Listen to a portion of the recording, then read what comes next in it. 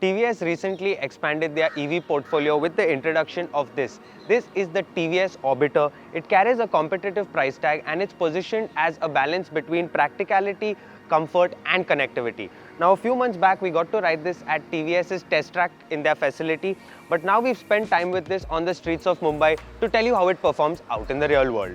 The design of the Orbiter is unique. It has this boxy shape with a flat seat, a minimalistic front end and a neat tail section where the number plate is mounted on a tire hugger. It gets modern elements like LED DRL strips with integrated indicators, sleek grab rails and a windscreen as well. The scooter uses a 14-inch front wheel and is available in 6 color options, and this one is the loud neon sunburst scheme.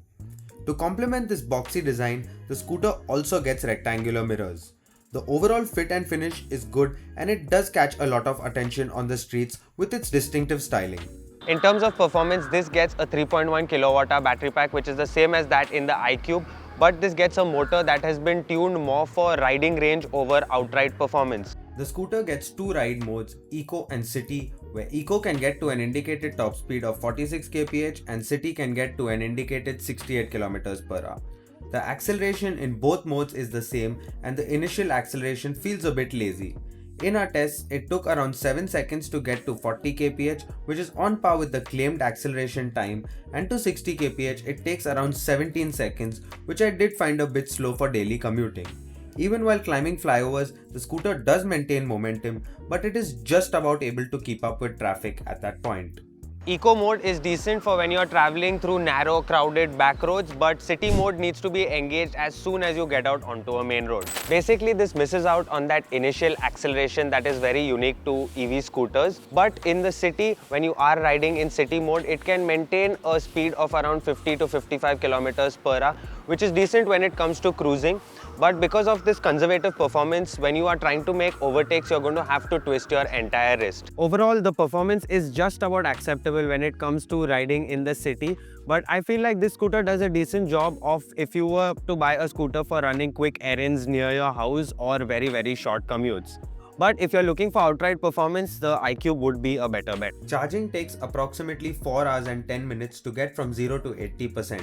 In our range test, we ran the scooter in city mode, completely drained the battery and landed up with a riding range of 112 kilometers, which is good, but keep in mind that this figure was achieved with gentle riding. A heavy rider who's constantly using the accelerator can drastically cut that figure down.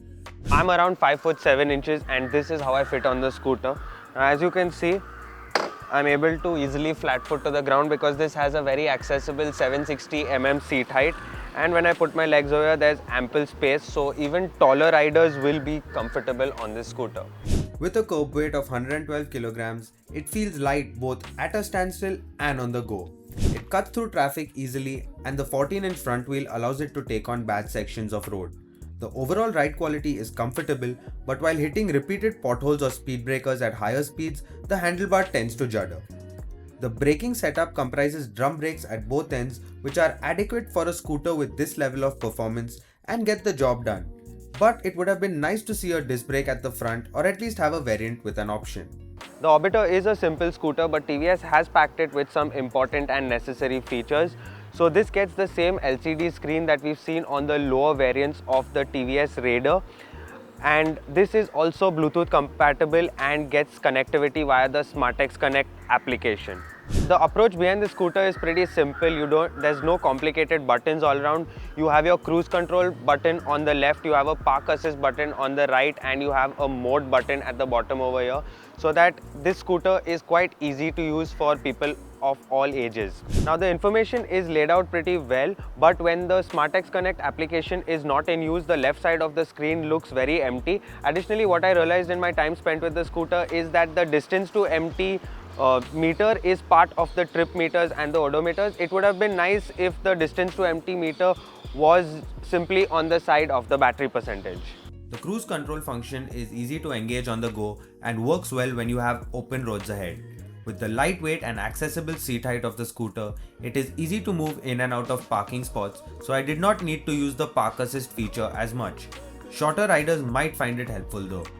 In terms of practicality, the scooter gets a tiny storage area at the front, a big 34-liter boot which can fit in 2 half-face helmets, and also gets a USB charging port positioned under the LCD dash.